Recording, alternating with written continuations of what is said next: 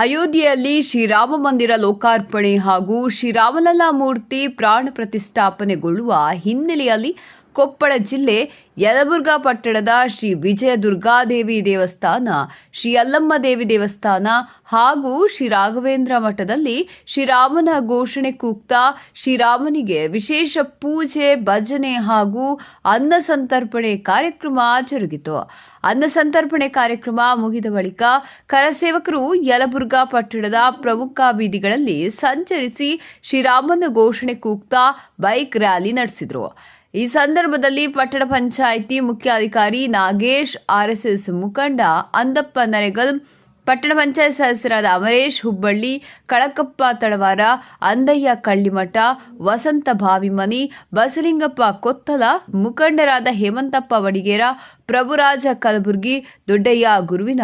ವೀರಣ್ಣಹಳ್ಳಿ, ಸುರೇಶ್ ಕಮ್ಮಾರ, ಚಿನ್ನಪ್ಪ ವಡಿಗೇರ, ಪ್ರಭು ಅಯ್ಯನಗೌಡ್ರ, ಸುನಿಲ್ ಕುಲಕರ್ಣಿ, ಹರಿರಾವ್ ಕುಲಕರ್ಣಿ, ಗೋವಿಂದಾಚಾರ ಹೇಮಾದ್ರಿ, ಗುರುರಾಜ್ ಆಚಾರ್, ಪುರೋಹಿತ, ಆದರ್ಶ ಅಧಿಕಾರಿ, ಕುಮಾರಗೌಡ ಪಾಟೀಲ್, ಕಲ್ಲೇಶ್ ಕರಮುಡಿ, ವೀರೇಶ್ ಬೆಳವಣಿಗಿ, ಮಹಾಂತೇಶ ಮಾದಿರೂರ, ರವಿತೇಜ ಅಧಿಕಾರಿ, ಈಶ್ವಯ ಹಿರೇಮಠ್ ಹಾಗೂ ಹಿಂದೂಪರ ಸಂಘಟನೆಗಳ ಕರಸೇವಕರು, ಮಹಿಳೆಯರು, ಮುಖಂಡರು ಇದ್ರು. ನಿರ್ಭಯ ನ್ಯೂಸ್ ಕನ್ನಡ, ಇದು ಪ್ರಜಾಧ್ವನಿ.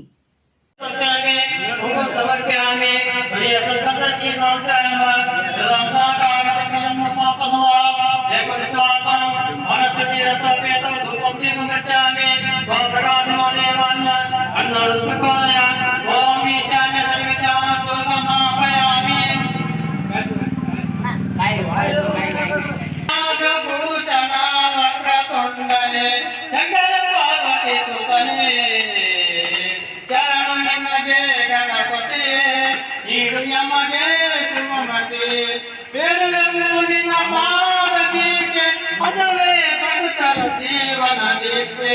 ಅದುವೇ ಭಕ್ತರ ಜೀವನ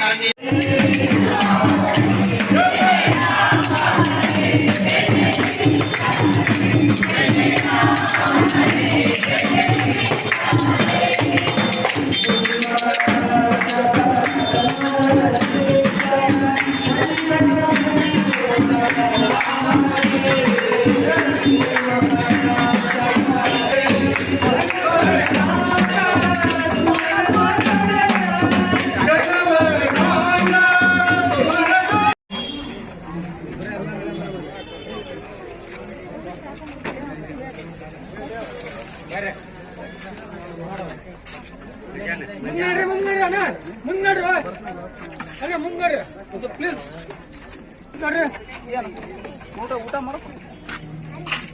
ಮಾಡಿ